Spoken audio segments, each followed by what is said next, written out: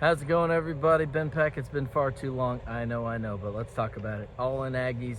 Texas A&M takes down Georgia 69-53. By the way, this is Midland Rockhounds AA affiliate out in West Texas. This is not any Longhorn-related orange. I was getting a little flack for it, but just to clear the air there. But hey, how about the Aggies tonight? 69-53.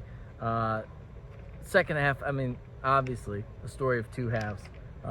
Second half, unbelievable stretch defensively. They keep them scoreless for, I want to say it was, 13, 14 minutes without a basket, and 22-0 run there from the end of the first half all the way through to the really past the midway point in the second half.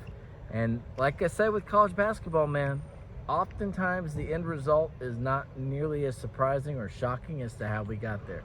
69-53, that seems believable, but 22-0 run, I think maybe 25-2 at one point. They don't get their first basket until, I believe, 8 minutes left, past the 8-minute mark in the second half. Now, I will say they came out, obviously played pretty well in the first half. That being said, to me, it didn't seem insurmountable. I know it's easy to say after the fact, but still, 6 for 14, just looking at Georgia's shooting, 6 for 14 from the field, from three in the first half, 44% from the field. I mean, they're shooting almost the same from three as they are from the field. That generally, to me, seems to be something that corrects itself over time. So, and even with that, they only had 32 points. Normally, or I wouldn't say normally, but oftentimes if you see a team that's shooting close to 40%, better than 40% from three, you're talking about, maybe a team that's got at least high 30s, low mid 40s, maybe even into the 50s in a half. They only have 32. Granted, A&M only had 23. Now, I will say, I kind of thought they came out with a lot of aggression, A&M did, and you might call it energy, but trying to get the ball in the post and really attacking with some of their inside guys for Payne, Henry Coleman, Anderson Garcia a little bit. They just couldn't. It's just a little messy. And, I think I didn't sense, other than Solomon Washington, and we'll get to him, and Anderson Garcia facilitating a little bit more, I didn't sense an overwhelming strategy change from one half to the next in terms of how the Aggies were finally able to break through offensively. 46 points in the second half, kind of overshadowed by the defensive effort, but I think they started to find their rhythm just a little bit more, complete those passes. A lot of turnovers in that first half. I think it was something like 12, 13 turnovers in that first half, and they finished with 16. So that improved a lot. I thought Wade at some points in the second half, even though he wasn't a big-time shooter in this game, he kind of settled things down and felt like, said, hey, I'm going to lead this charge. We saw that from Anderson Garcia. He had a little stretch where he kind of came in, looked, he's the Dominican Rodman, as they say. He looked a little bit like the Dominican Doncic, dare I say. Maybe a little too soon. Apologies to the Dallas Aggies out there. But, as Buzz Williams pointed out after the game, 2 points, 6 assists, and just 2 shots. That's pretty remarkable. But the big one, of course, Solomon Washington. Not just 7 for 12, not just the usual great defensive effort, 5 rebounds, 2 steals, a block, but also a guy who, plus 18, by the way, led the team. He just seemed a lot more confident with taking charge. Like, we did see some cuts to the basket, some drives, that sort of thing, but I thought we saw a lot more. 4 3-point attempts and 2 for 4. He got lucky on the one, I think, down there. The one bounced up and in. That was maybe rather fortunate, but 2 for 4 from three. He had the most field goal attempts of anyone on the team, 7 for 12. And a lot of those, again, weren't just driving to the basket and the usual kind of, not passive, but sort of, if it develops. There were a handful of possessions where he took over. Maybe there's less than 10 seconds, but more than 5. And instead of looking for Wade or somebody, he just said, we're going to put this possession on the back. I remember he had one post-up, little turnaround fadeaway jumper. That was very encouraging, not just for potentially what we could see with this team, similar dynamic to what we talked about with Manny Obaseki. Like, if he can kind of find his voice, so to speak, offensively, just adds yet another layer. Because you know what, obviously, Wade can do. We've seen what Manny can do at times. Henry Coleman, by the way, productive once again, especially on the boards, 13.6 rebounds, 3 offensive rebounds.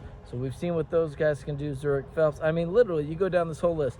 Manny, Wade, Zurich, Pharrell Payne, Henry Coleman, Anderson Garcia. We know what Jace Carter from time to time. We know what all those guys can do when they're in a rhythm offensively. Solomon is probably the one guy of the main rotation that leans more on his defense to the point where he's not going to go out of his way to assert himself offensively. Again, he'll run the floor, but to take over possessions like that. So if he can start to find that, not only for this season, but potentially for next season, I think that's a big development too. 17 points, I believe that was just shy of his career high in this game. And again, the defensive effort, I mean, you can't say enough about it. One of the best you've ever seen. By the way, 26 bench points to 3 for Georgia. So Aggies, they do what they do, improve. Another win, again, didn't look pretty for a long stretch of this, but they do what they need to do. I just want to say 2. I'm looking at the stat sheet. We just wrapped up the game here not that long ago at the time of taping this. The offense, everyone's going to remember the defensive performance in the second half. Georgia, 4 for 22 from the field, 18%, 1 for 11 from 3. They started 6 for 11, and they finished 7 for 25. So, hashtag math, I believe, 1 for 14 after starting 6 for 11 from 3. That was a huge improvement, but I think overshadowed in that 8 for 32 on field goals in the second half for A&M.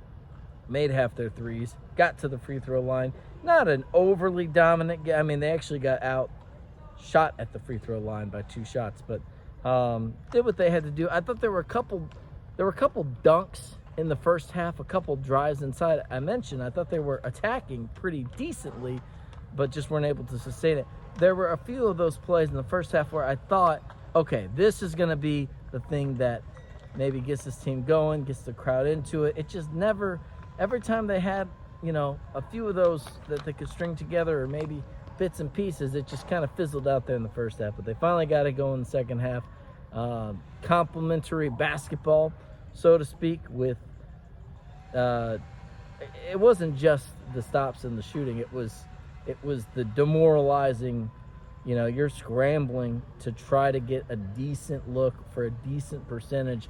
Meanwhile, A&M, not all the time, but not infrequently, is able to come down and just get literally a layup or just drop it in, a dunk. So, I think that's something that is hard to overcome mentally when you feel like you're working so hard, scrambling so hard to just try to get a look, try to, get up to the surface and breathe a little bit, and then you see the other team, they just so easily get what you are being suffocated from even having the opportunity to dream about. So anyways, A&M gets the win, 69-53. Just lastly, by the way, hey, first off, like the video, subscribe to the channel if you enjoy more Aggies content, and did want to just address sort of a little bit what's going on. I know I told y'all I left my television job with some changes going on over there.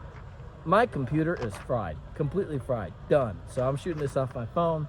Forgive me for the lack of technology. So I've been computerless for literally the week that I left, and have been kind of on this job search. So part of the reason I've been a little